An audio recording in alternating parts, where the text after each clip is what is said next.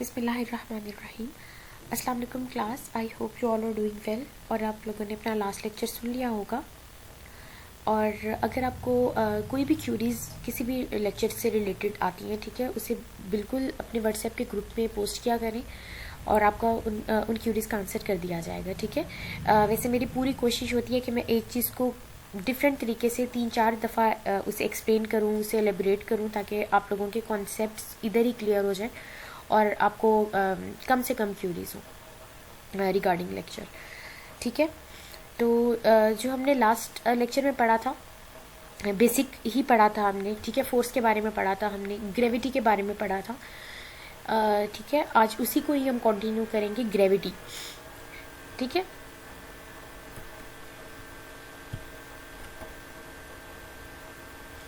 Lecture outline जो आज हम पढ़ेंगे वो है gravity, then centre of gravity और लाइन ऑफ ग्रेविटी, ठीक है, एंड बेस ऑफ सपोर्ट, और देन इन सब के रिलेशंस आपस में क्या हैं, ठीक है, उसके बारे में मैं आपको आज बताऊंगी।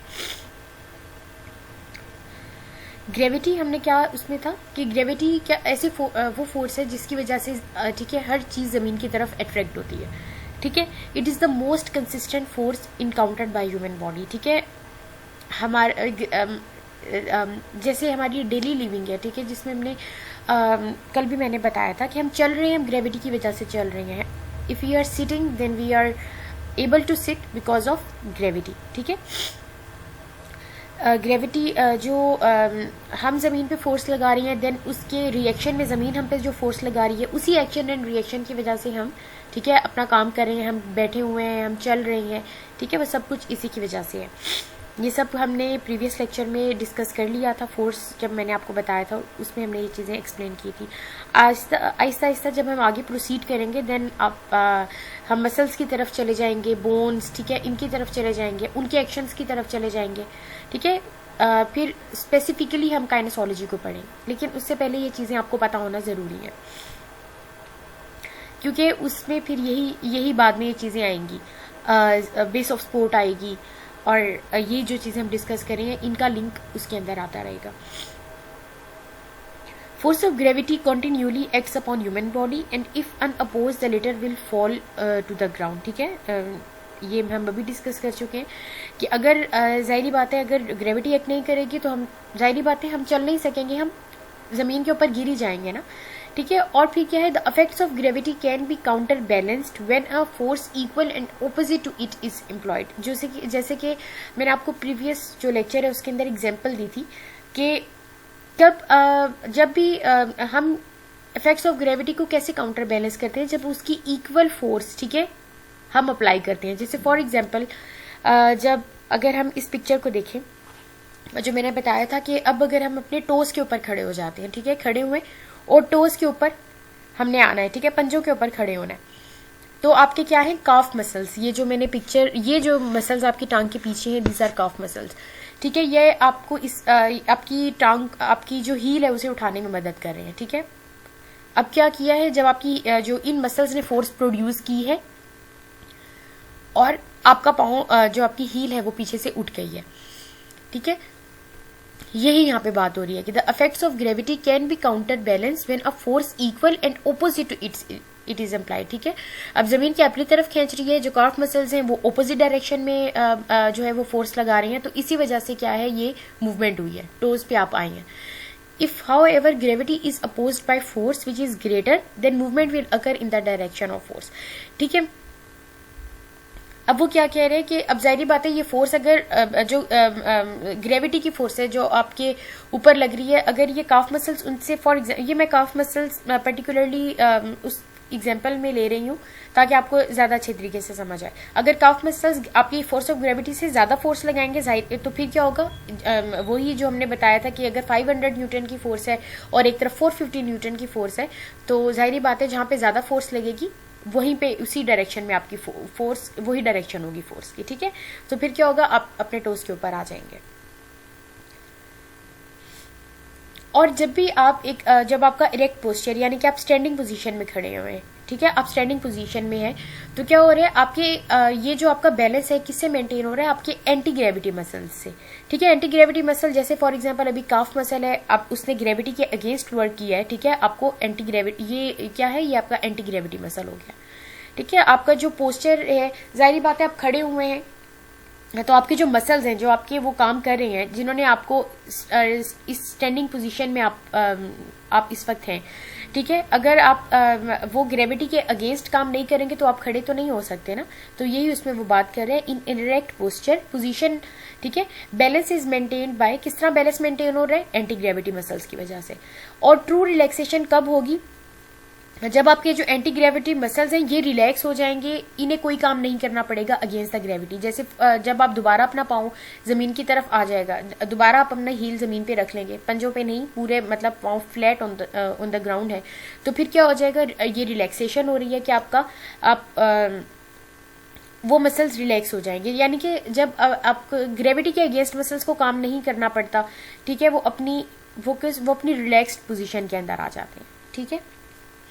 यही इसके अंदर लिखा है, true relaxation can only occur under conditions in which the muscles are no longer required to work against the effects of gravity. Understood.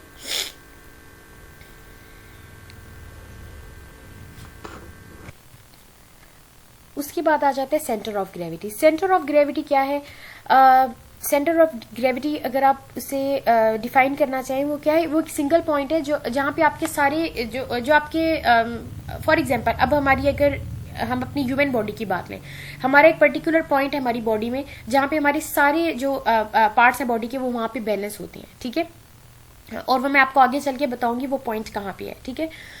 तो इसी तरह सेंटर ऑफ ग्रेविटी क्या है कि the single point at which all the parts of an object are equally balanced, ठीक है, balance position के अंदर है वो उसका जो पॉइंट है वो this is called centre of gravity,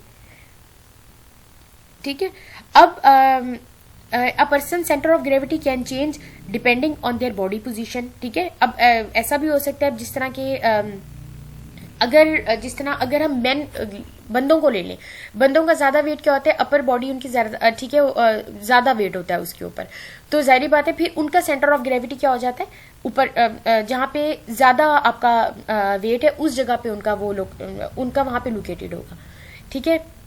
तो यही ये बात फॉर एग्जांपल मैंने आपको ये एग्जांपल के तौर पे बताया है कि किस तरह सेंटर ऑफ ग्रेविटी कैसे चेंज, ये पॉइंट कैसे चेंज होता रहता है कि अगर a person centre of gravity can change depending on their body position, because as mention before the centre of gravity is exact the point where all parts of an object are equally balanced, जहाँ पे वो, ठीक है, सारे balance हो रहे हैं। आगे मैंने पिक्चर्स में समझाया हुआ, आपको ज्यादा अच्छे तरीके से समझ आएगा।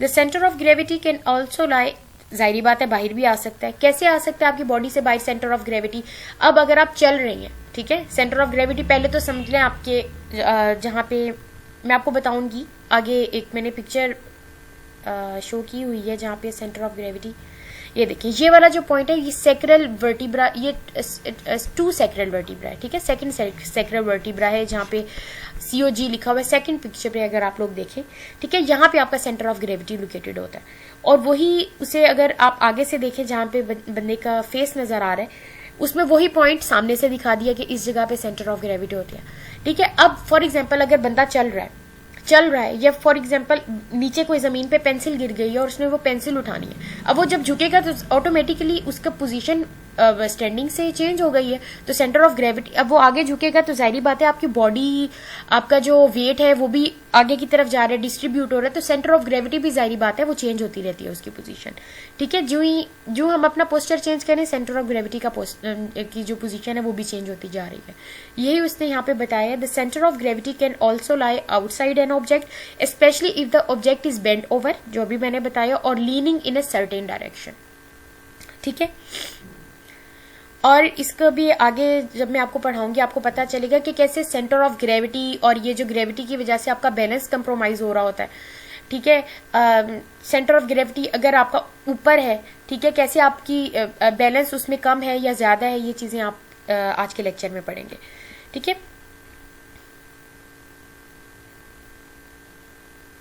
अब वो ये बात कह रहे हैं कि फॉर एग्जाम्पल अगर एक एक बंदे ने कोई स्टील बार है, ठीक है, स्टील का कोई रॉड है, वो अपने हाथ में पकड़ा हुआ है, ठीक है, तो हम उसे, उसका कोई ऐसा पॉइंट है जहां पे वो बैलेंस हो रहा होता है, ठीक है, हम उसे बैलेंसिंग पॉइंट कहते हैं। लेकिन जो साइंटिस्ट हैं वो उन्हें क्या कहते हैं, सेंटर ऑफ ग्रेविटी है, या ठीक है सेंटर ऑफ मास है, कि जहां पे सारा जहां पे वेट इक्वली डिस्ट्रीब्यूट है। मोस्ट प्रोबेबली अगर एक रॉड है, ठीक है, एक डंडा है, स्टील का रॉड है, ठीक है, उसके दरमियान में ही वो कहीं लोकेटेड होगा, ठीक है।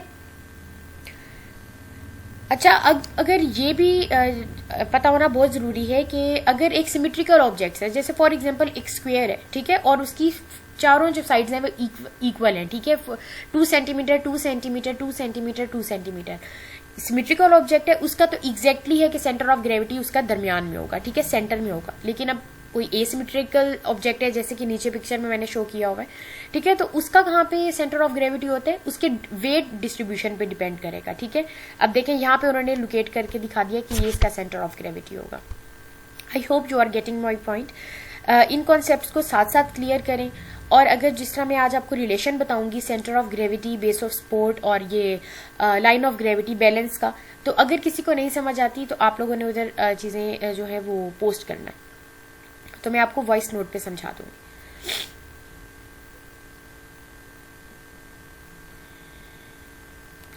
ठीक है, centre of gravity of a rigid body is the point through which the earth attraction, ये हम ठीक है, वो क्या है, सेंटर ऑफ ग्रेविटी क्या है, जहां पे आपकी जो अर्थ अट्रैक्शन इफेक्टिवली एक्ट्स, ठीक है, जहां से आपकी जो फॉर एग्जांपल ग्रेविटेशनल फोर्स है वो उस सेंटर ऑफ ग्रेविटी जो आपका एक पॉइंट है उसके ऊपर इफेक्टिवली एक्ट करती है, ठीक है, वहीं पे एक्ट करती है।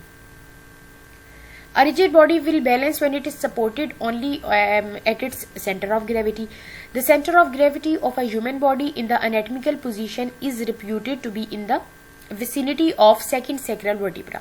अच्छा, आई होप सो ये आप अगर आपने कल प्रीवियस लेक्चर में अपना एनेटमी के अभी एनेटमिकल पोजीशन नहीं पढ़ी होगी तो आप सेकंड थर्ड में पढ़ लेंगे, ठीक है, वैसे मोस्ट प्रोबेबली पढ़ ली होगी, ठीक है। थोड़ा सा जब आप एनेटमी में भी प्रोसीड कर जाएंगे तो आपके लिए काइनेसोलॉजी को समझना बहुत आसान हो जाएगा, क्योंकि काइनेसोलॉजी में, ठीक है, तकरीबन 80% चीजें एनेटमी की, जब आपकी वो स्ट्रांग होगी आपकी काइनेसोलॉजी खुद ब खुद अच्छी होती जाएगी।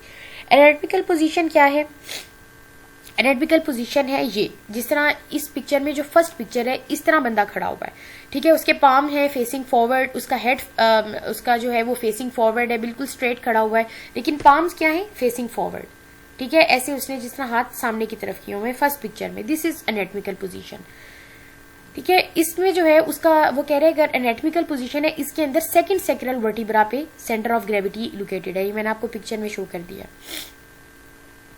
अब उसमें ये भी उन्होंने बताया है कि अगर जाहिर बात है its position must vary according to anatomical structure of the individuals. Anatomical structures, अब जाहिर बात है मसल मास जो मेन है उनके यहाँ ज्यादा कहाँ पे लोकेटेड होता है, ऐसे ब्रॉड चेस्ट होती है, ठीक है, चौड़े चौड़े उनके ऊपर से जिस्म होते हैं, ठीक है, तो उनका क्या है वेट वहां पे ज्यादा डिस्ट्रीब्यूटेड है, तो इस वजह से उनका क्या है जो सेंटर ऑफ ग्रेविटी इस लिहाज से इस तरह ऊपर की तरफ शिफ्ट हुआ होता है। वो यही कह रहे हैं कि जब आपका वेट डिस्ट्रीब्यूशन पे, जाहिर बात है मैंने बताया कि वेट डिस्ट्रीब्यूशन पे आपका सेंटर ऑफ ग्रेविटी जो है वो उस पे बेस करता है। अगर एक फॉर एग्जांपल सिमेट्रिकल ऑब्जेक्ट है, स्क्वायर है जैसे कि, उसका तो सेंटर में होगा, ठीक है, और अगर एसिमेट्रिकल है या कोई ऐसा है जिसका वेट डिस्ट्रीब्यूटेड जहां पे जिस जगह पे ज्यादा है उसी ठीक है, फिर वहां पे उस कि जिस एरिया में वो अपना ज्यादा वेट कैरी करते हैं वहां पे आपका ये सेंटर ऑफ ग्रेविटी लोकेटेड होगा, ठीक है। और ये जो बच्चों में और बड़ों में सेंटर इनका जो वेट डिस्ट्रीब्यूशन है अपर एक्सट्रीमिटी यानी कि जो आपका ऊपर वाला हिस्सा है, ठीक है, वहां पर ज्यादा है तो वहां पे होता है। Its position must vary according to anatomical structure of the individual, being higher in men and children than in average women, ठीक है, because of greater amount of weight they carry in upper half of the body. Clear? अब इसमें भी वो यही बताया कि centre of gravity जो ही बॉडी की शेप चेंज होती जा रही है उसका वो सेंटर ऑफ ग्रेविटी जो उसकी लोकेशन है वो भी चेंज होती जा रही है। जैसे फॉर एग्जांपल अब बंदा खड़ा है तब तो एनाटॉमिकल पोजीशन में, तब तो सैक्रल वर्टिब्रा 2 के ऊपर है, ये वर्टिब्रास के नाम है, ठीक है, ये सैक्रल जो वर्टिब्रा है इसी तरह ये जो हमारी ये जो वर्टिब्रल कॉलम है, ठीक है, जिसमें हमारी स्पाइनल कॉर्ड होती है, ये जो पीछे रीढ़ की हड्डी आप कह लें, इसके 4 पोर्शंस हैं। जो सबसे ऊपर वाला पोर्शन है इसे सर्वाइकल वर्टिब्रास कहते हैं, उसके नीचे थोरेसिक वर्टिब्रास आ जाती हैं, ये आप एनाटॉमी में पढ़ेंगे, लेकिन मैं आपको इसलिए थोड़ा थोड़ा साथ साथ ब्रीफ कर रही हूँ क्योंकि ताकि आपको मेरे लेक्चर की समझ आ सके। उसके बाद आपके लंबर वर्टिब्रास आ जाते हैं जो कि कमर में है, ठीक है, और फिर सैक्रल वर्टिब्रास, ये जो यहाँ पे सेकंड पिक्चर में देखें जहाँ पे COG लिखा हुआ है, ये वाले जो है यहाँ ये सैक्रल वर्टिब्रा। देन उसके बाद कॉकिक्स आ जाती है, ठीक है, सॉरी 5 पोर्शंस होते हैं इसके, सर्वाइकल, थोरेसिक, लंबर, सैक्रल और फिर नीचे कॉकिक्स आ जाती है, ठीक है।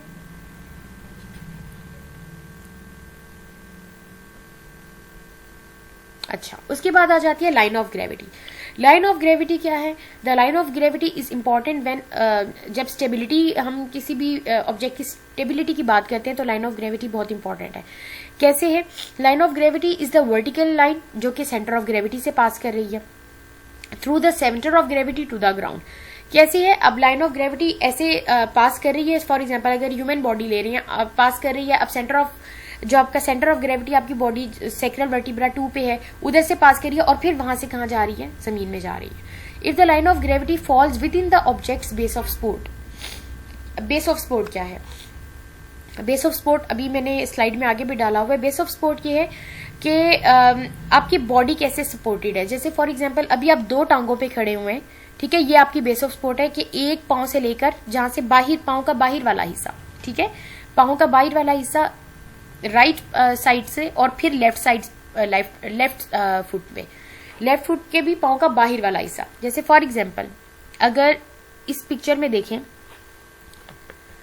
ये बंदा, ये वैसे ही इसके ऊपर नहीं मैं बता रही, जस्ट आपको पिक्चर शो करवा रही हूं। अब ये बंदा अगर खड़ा हुआ है, ठीक है, तो ये खड़ा हुआ है दोनों पांव के ऊपर, ये इसकी बेस ऑफ सपोर्ट है। एक पांव से लेकर दूसरे पांव तक ये इसकी बेस ऑफ सपोर्ट है, ठीक है। और फिर बेस ऑफ सपोर्ट देखने का तरीका क्या होता है कि आप ये जो पांव का बाहर वाला हिस्सा है, जो छोटी उंगली से हम अगर पांव की साइड देखें, ठीक है, उस तरफ से लेके दूसरी तरफ तक, ये आपका क्या है? Base of support. ये बेस ऑफ सपोर्ट आ जाती है, ठीक है। If the line of gravity falls, अब वो क्या कह रहे हैं कि अगर बेस ऑफ सपोर्ट के अंदर लाइन ऑफ ग्रेविटी फॉल कर रही है, जैसे फॉर एग्जाम्पल अगर ये पिक्चर है, यहां से ये इसकी बेस ऑफ सपोर्ट है, ठीक है, 2 पांव पे खड़ा हुआ है, और ये जो खड़ा हुआ है जो इसकी उससे सपोर्टेड है, ठीक है, उसके वो खुद सपोर्टेड है।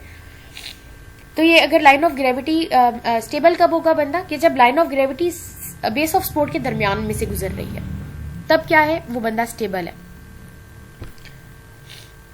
और उसकी स्टेबिलिटी कब कंप्रोमाइज होगी? जब इस बेस ऑफ सपोर्ट के बाहर उसकी लाइन ऑफ ग्रेविटी चली जाएगी। कैसे? जब फॉर एग्जांपल बंदा एक टांग पे खड़ा हुआ है, ठीक है, एक टांग पे खड़ा हुआ है, कोई चीज नीचे से गिरी हुई है, वो अब नीचे उठाने लगे हैं, जाहिर बात है सेंटर ऑफ ग्रेविटी चेंज हो गया, लाइन ऑफ ग्रेविटी भी चेंज हो गया, और आपका बेस ऑफ सपोर्ट भी चेंज हो गया, ठीक है, स्टेबिलिटी भी कंप्रोमाइज हो गई। ये अभी आपको समझ आएगी जब मैं आपको ये बेस ऑफ सपोर्ट पढ़ाऊंगी। Line of gravity of human body in the fundamental position. Fundamental standing position यानी कि जो एक आप खड़े हुए हैं, ठीक है, एक स्टैंडिंग पोजीशन में है, तो वो किस तरह, कहां से गुजरती है? Second sacral vertebra through vertex. Vertex, what is vertex? जैसे ये वर्टेक्स आपका ये जो हेड है, ठीक है, वहां से पास करती है, कहां से? वर्टेक्स, फिर आ रही है ये जो ऊपर से बिल्कुल स्टार्ट, अगर आप सर देखें, दिस इज वर्टेक्स, और पास कर रही है सैक्रल वर्टिब्रा 2 पे आ गई है, ठीक है, और फिर क्या कर रही है? दोनों पांव के दरमियान में 2 फीट, इन बिटवीन 2 फीट यहां से गुजर रही है। This is line of gravity. Line of gravity of human body in the fundamental standing position pass through the second sacral vertebra through the vertex, आपके सर में, ठीक है, आपके जो जहां से आप स्टार्ट हो रही है आपकी बॉडी, आपका हेड वर्टेक्स में से गुजर रही है, पॉइंट बिटवीन द फीट, ठीक है, point between the feet, level with the transverse tarsal joints. अच्छा, अब ये ट्रांसवर्स जॉइंट्स क्या है? ये हमारे, ये जो पांव के हड्डी, ये जो छोटी छोटी पांव के अंदर हमारी बोन्स होती हैं, ठीक है, आप बस उन्हें आप कह लें कि ये टार्सल जॉइंट्स हैं, ठीक है, उन टार्सल बोन्स कहते हैं उन्हें। और वो जो टार्सल बोन्स आपस में जुड़ी हुई हैं, वो किस तरह से जुड़ी हुई हैं? वो टार्सल जॉइंट्स के थ्रू जुड़ी हुई हैं, ठीक है। टार्सल, ये जो पांव की जो आपका पांव है, इसके अंदर बोन्स हैं, ठीक है, उन्हें टार्सल बोन्स कहते हैं, ठीक है। और उन टार्सल बोन वो क्या कह रहे हैं कि आपकी लाइन ऑफ ग्रेविटी आपकी वर्टेक्स में से वर्टेक्स आपकी पास करती हुई आपके सैक्रल वर्टिब्रा टू और बिटवीन फीट उस वक्त आ रही है, किस लेवल पर, आपके टार्सल जॉइंट्स के लेवल पर। अगर हम इस पिक्चर को देखें और फर्स्ट पिक्चर ही देख लें बेशक, तो ये जो आपके पाँव हैं उनके दरमियान में लाइन ऑफ ग्रेविटी आ रही है, ठीक है। ये आपको इस पिक्चर में, सेकंड पिक्चर में जहाँ पे स्केलेटन है उसमें लाइन शो भी की हुई है, ऐसे आ रही है। और ये जो पाँव में 2 फीट के दरमियान है ना, ये जो लेवल है, these are tarsal joint level, ठीक है। टार्सल आपके पाँव की बोन्स हैं, जिससे आपके ये पाँव की हड्डियां हैं, ठीक है। और उनके दरमियान में जो जॉइंट्स होती हैं उन्हें टार्सल जॉइंट्स कहते हैं। ये आप पढ़ेंगे सेकंड सेमेस्टर में जाके, अपनी लोअर लिम्ब पढ़ेंगे, लेकिन अभी आपको ये बताना जरूरी है कि लाइन ऑफ ग्रेविटी कहाँ से गुजरती है। तो आपको इतना पता होना चाहिए कि टार्सल जो जॉइंट कौन से हैं, ठीक है। अच्छा, अब वो आगे कह रहे हैं, it is estimated that an average when posture is good line passes through the. अच्छा, अब वो क्या कह रहा है कि जब एक बंदे का बिल्कुल सही पोस्चर है, बिल्कुल वो स्टैंडिंग इरेक्ट पोस्चर में खड़ा हुआ है, तो आपकी लाइन कैसे पास करती है, आपके mid cervical, mid lumbar vertebras and in front of the thoracic vertebras. मैंने आपको बताया कि ये वर्टिब्रास हैं जो सर्वाइकल आपकी गर्दन में आ जाती हैं, उसके नीचे आपके थोरेसिक वर्टिब्रास हैं, देन आपके लंबर वर्टिब्रास हैं, ठीक है। और इस तरह से आपके वर्टिब्रास आते हैं। ये आप लोग एनाटॉमी में पढ़ेंगे, बट आपको ये पता होना चाहिए, ठीक है। आपके कहाँ से पास कर रही है लाइन, मिड सर्वाइकल, ठीक है, सर्वाइकल के दरमियान में से पास कर रही है। फिर कहाँ जाती है, फ्रंट जब आपके उसके बाद कहाँ से जाती है, आपके थोरेसिक जो वर्टिब्रास है उनके फ्रंट पे आ जाती है। उसके बाद नीचे लंबर वर्टिब्रास आते हैं। फिर आपके कहाँ पे आ जाती है, मिड लंबर वर्टिब्रास में आ जाती है। अगर आप इस सेकंड वाली पिक्चर को देखें तो इसके अंदर ये जो आपके जहां पे आपका मुंह खत्म हो रहा है उसके नीचे, दीज आर सर्वाइकल वर्टिब्रास, ठीक है, सर्वाइकल वर्टिब्रास। उसके बाद थोरेसिक वर्टिब्रास, देन नीचे जहां पे आपका रिब केज खत्म हो रहा है उसके नीचे जो वर्टिब्रास है, दीज आर लंबर वर्टिब्रास। तो आपकी जो लाइन ऑफ ग्रेविटी है वो कहां से पास कर रही है, mid cervical, mid lumbar and in front of the thoracic vertebras आपके पास कर रही है। ये भी आप इस तरह मेमोराइज करें। मैंने आपको बता दिया कि ये वर्टिब्रास कहाँ पे लोकेटेड है, बट जब आप एनाटॉमी में ये वर्टिब्रास के बारे में पढ़ लेंगे तो फिर आपको ये वाली चीज रहेगी नहीं। लेकिन अभी तक जो है मैंने आपको बताया, ये आपने इस तरह से इसे मेमोराइज करें। The external ear and point of shoulder are in the same frontal plane. अच्छा, अब फ्रंटल प्लेन क्या है कि ये बंदा अगर बिल्कुल स्ट्रेट खड़ा हो, जिस तरह फर्स्ट पिक्चर में एक बंदा खड़ा हुआ है, और अगर मैं उसकी बॉडी को ऐसे काटूं कि उसका सामने वाला हिस्सा आगे की तरफ आ जाए, और जो मतलब सर से अगर मैं बिल्कुल स्ट्रेट काटूं ऐसे, ठीक है, उसका सामने वाला हिस्सा आगे की तरफ चला जाए और जो उसका पीछे वाला हिस्सा वो पीछे की तरफ चला जाए, ठीक है। ये जो प्लेन है, दिस इज फ्रंटल प्लेन, ठीक है।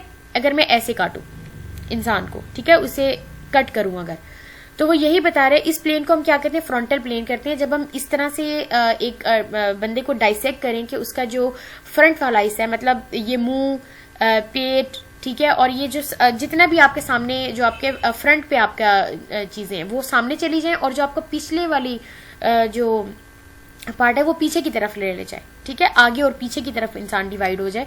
दिस इज फ्रंटल प्लेन, ठीक है। अब वो क्या कह रहे हैं कि इस वाले प्लेन के अंदर जब आपकी लाइन ऑफ ग्रेविटी पास कर रही है, कैसे, द एक्सटर्नल ईयर और शोल्डर आपके एक फ्रंटल प्लेन में आ रहे हैं। अब लाइन दरमियान में से गुजर रही है, ठीक है, लाइन दरमियान में से गुजर रही है। तो क्या है, शोल्डर आपके क्या है, उसके लेटरल है, उसके साइड्स पर है, and central axis of knee joint and the ankle are, और आपका जो नी है, lie lateral to the line and central axis of the knee joint. फिर उसके कहां से गुजर रही है, दरमियान में से नी के गुजर के जा रही है। और आपके जो एंकल जॉइंट्स हैं, दीज आर पोस्टीरो लेटरल, कि वो कहाँ पे है, वो पीछे की तरफ आ जाते हैं उसके, और साइड की तरफ आ जाते हैं। लेटरल आप समझ लें कि एक लाइन दरमियान में से गुजरी है और उसके साइड पे जो, ठीक है, उस साइड पे जो चीजें आ रही हैं, these are lateral to this line. Got it. अभी अगर इस पिक्चर को हम लोग देखें, सेकंड पिक्चर में लाइन ऑफ ग्रेविटी गुजर रही है, एक्सटर्नल ईयर और shoulder are in same frontal plane, ठीक है।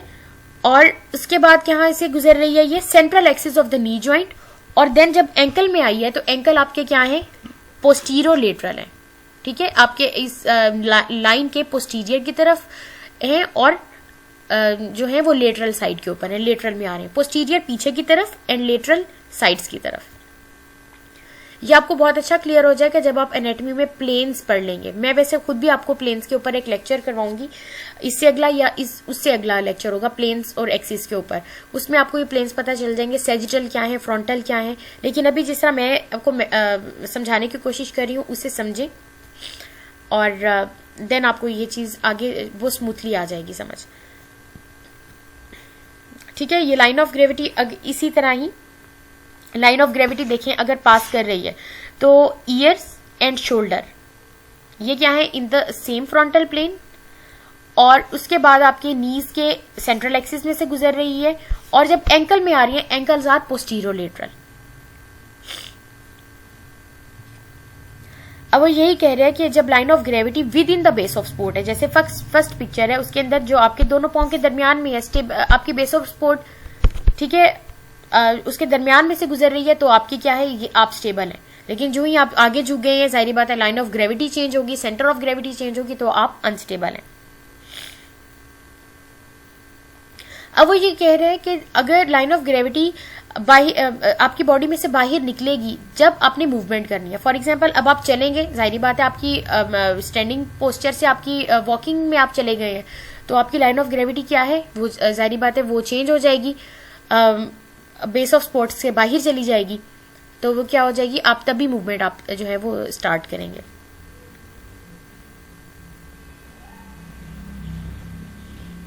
The direction that the line of gravity takes relative to the base of support will be the direction of force, ठीक है। वो ये कह रहे हैं कि जाहिर बात है लाइन ऑफ ग्रेविटी अगर आगे की तरफ आपकी जा रही है तो आपकी जो आपका मूवमेंट भी उसी डायरेक्शन के अंदर होगी। अभी मैं आपको बेस ऑफ सपोर्ट पढ़ाऊंगी तो आपको लाइन ऑफ ग्रेविटी का ये वाला जो लिंक है वो बिल्कुल क्लियर समझ आ जाएगा। बेस ऑफ सपोर्ट क्या है, means the area supported beneath the object. For example if you are sitting on a chair, तो ये जो चेयर के चारों पांव है, ठीक है, ये क्या है, बेस ऑफ सपोर्ट है। अगर आप खड़े हुए हैं तो आप ये जो आपका एक पांव से लेकर दूसरे पांव के दरमियान में ये जो डिस्टेंस है, ये जो दरमियान में सरफेस आ रही है, ये क्या है, ये बेस ऑफ सपोर्ट है, ठीक है। If human body base of support is the area bounded posteriorly by the tips of the heels, ठीक है, and interiorly by the line joining the tips of the toes.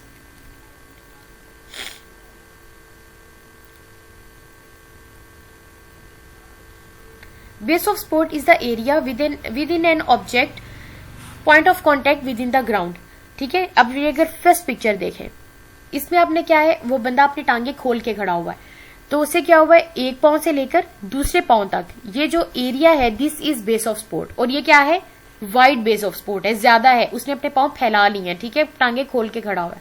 अगर उसके साथ में ही आप पिक्चर देखें तो उसमें क्या है, पांव उसके जुड़े हुए हैं, तो अब देखें जो पहली वाली पिक्चर है उससे डिस्टेंस कम है दोनों पांव के दरमियान में, तो ये बेस ऑफ सपोर्ट नैरो हो गई, और जो फर्स्ट वाली है वो बेस ऑफ सपोर्ट ज्यादा हो गई, ठीक है। और बेस ऑफ सपोर्ट जितनी ज्यादा होगी उतना ही क्या होगा, वो ऑब्जेक्ट, यानी कि अगर ये फर्स्ट पिक्चर में जो बंदा है वो ज्यादा स्टेबल है, और जो सेकंड पिक्चर में बंदा है वो उससे कम स्टेबल है फर्स्ट पिक्चर से, ठीक है। अब अगर हम ये वाली चीज देखें जो इन्होंने लास्ट में कही है, in human body base of support is the area bounded posteriorly यानी कि पीछे की तरफ से, हील्स से, पीछे की तरफ से हील्स से बाउंडेड है, एंड इंटीरियरली और आगे की तरफ से by the line joining the tips of the toes, ठीक है। वो क्या कह रहे हैं, बेस ऑफ सपोर्ट कैसे, तो एरिया जो आपका बाउंडेड पोस्टीरियरली यानी कि पीछे की तरफ से आपकी हील्स से बाउंडेड है, और इंटीरियरली जो आपके आगे की तरफ से है उसमें कहां से बाउंडेड है, आपके टोज से, ठीक है। तो ये सारा एरिया आपके एक पांव से लेकर दूसरे पांव का डिफरेंस, आगे पीछे जो पूरा उसने पांव नीचे जमीन पे रखे हुए, दरमियान में जो एरिया है, this is base of support. Whenever the base of support is more stable, क्या होगा, अब देखें फर्स्ट पिक्चर में देखें, अब सेंटर ऑफ ग्रेविटी किस तरह से लिंक्ड है बेस ऑफ सपोर्ट से। फर्स्ट पिक्चर में देखें एक बंदे ने टांगे फैला ली है, ठीक है, वो टांगे स्प्रेड करके खड़ा हुआ है, बेस ऑफ सपोर्ट ज्यादा हो गई है। अब उसकी टांगे खुली हैं तो जाहिर बात है सेंटर ऑफ ग्रेविटी, ठीक है, वो उसका क्या आया, नीचे की तरफ आ गया, नीचे आ गया ना, सेंटर ऑफ ग्रेविटी उसका लोअर हो गया। तो बेस ऑफ सपोर्ट अगर ज्यादा होगी, सेंटर ऑफ ग्रेविटी कम होगा, तो आपकी बॉडी सबसे ज्यादा स्टेबल होगी, ठीक है।